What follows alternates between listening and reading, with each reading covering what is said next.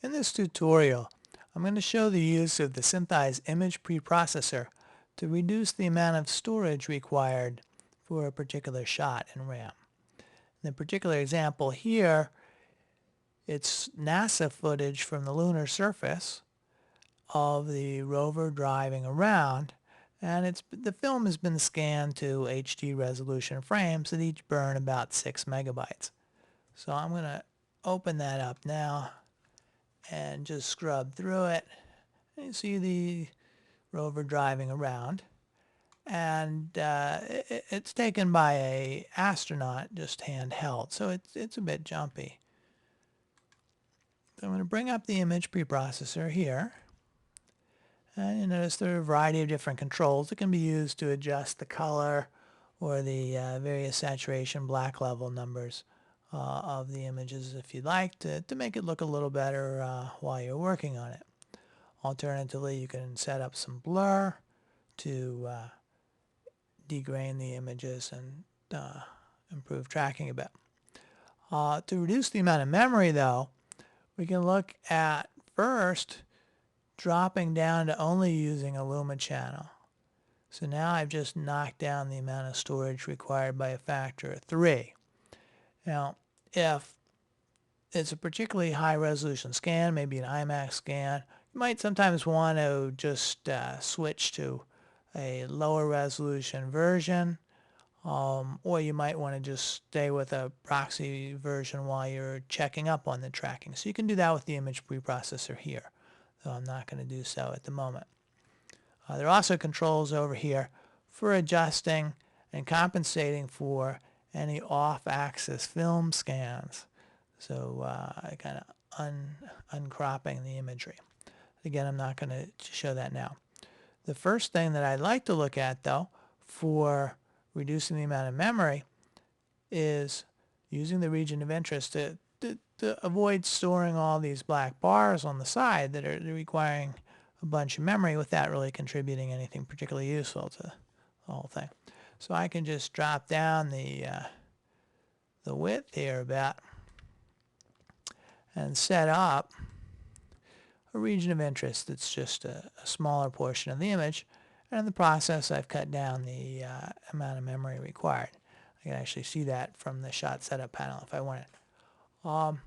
So that's a quick and easy thing to do.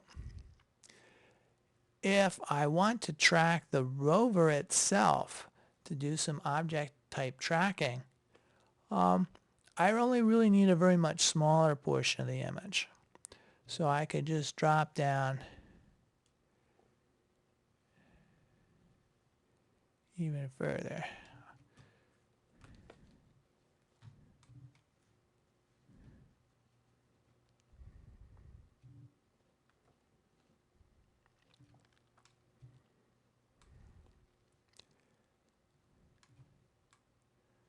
So I'll set up this region of interest here, and now I want to set some keys for it.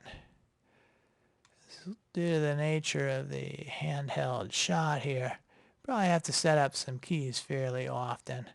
I kept the region of interest a little bit bigger. I'll have to compensate so that not so many keys are required.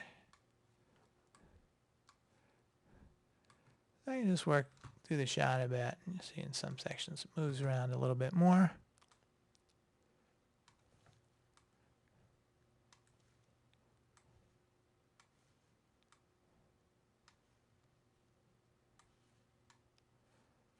And now I could go back and just check at random and make sure that we're pretty well locked in. At least good enough to get the part that we're interested in.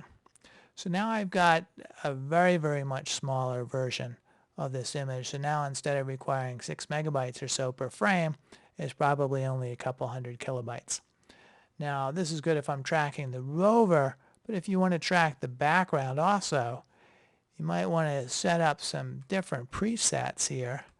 So let's set this up as a rover preset. And now we're going to make another preset for the background. And we're just going to reset it.